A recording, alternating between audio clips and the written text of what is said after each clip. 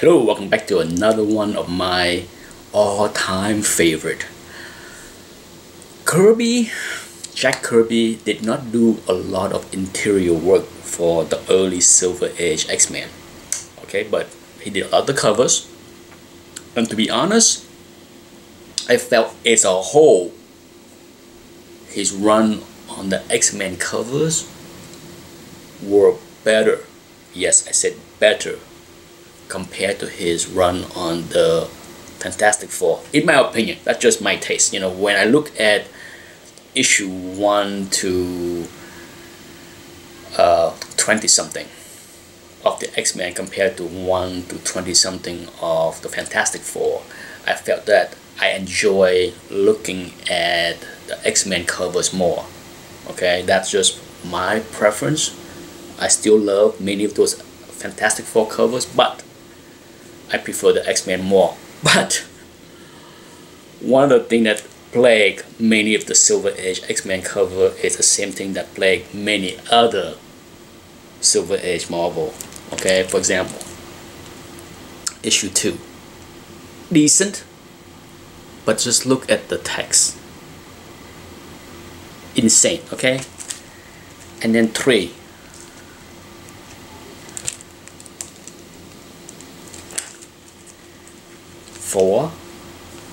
which I also like a lot. Love the color scheme here, but my goodness. 5, can you squeeze more text in there, huh? Now 6 have not as much text, but color scheme not all that great. Okay, and then so on and so forth. I can show you the cover of 7, 8. You know me about white background, hard to say that's the best cover, right? And then 9, decent, but once again, way too many text on the cover for my liking. 10 was decent if it's a broken record. Okay, decent looking cover, correct, but then not a fan of this area here as well as the text, all that stuff. Now for the first time, shocker, 11. Can you imagine? 11, no text, but the cover is kind of ho-hum, right? And then right back at it.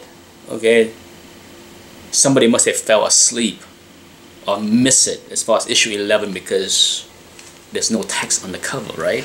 So on and so forth. And you know, when I come down to picking my all-time favorite Silver Age Kirby X-Men cover, this one is pretty close as far as in my favorite pick, because I just love the color scheme. I love that drawing of the Sentinel. Please note, I did not show X-Men 1 in this video because I don't have it with me. It's not in my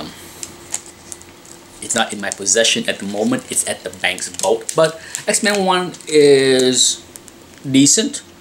Once again, the white background was kind of boring, even though the rest of the cover is pretty sweet. I consider that a classic. Nothing wrong with that. I just wish the color of the background is not white. But it's easy for me to pick my favorite all-time Jack Kirby X-Men Silver Age. Issue 17. The red contrasting with the blazing white, blazing red. The one color, stunning cover. This is a beautiful copy as well. It's not super high grade. It might be an 8.0, but how often do you see this book in this kind of condition, right? The only knock on this cover, I'm sure you guessed already. Yeah, this text box right here. I'm okay with this one. I like it. And none shall survive. Pretty catchy. You seeing something like that might catch your attention as a buy off the rack. This, I don't need to see this part. None of this part is needed, okay? But my goodness, just stare at this beautiful You know, whoever it was that decided that this should be an all red, brilliant choice. Not enough. In many ways, as much as I wish Marvel or DC would do more of this type of like one color cover, I'm glad they did not, because when it does happen, when it does exist, it is so awesome. Okay, look at that.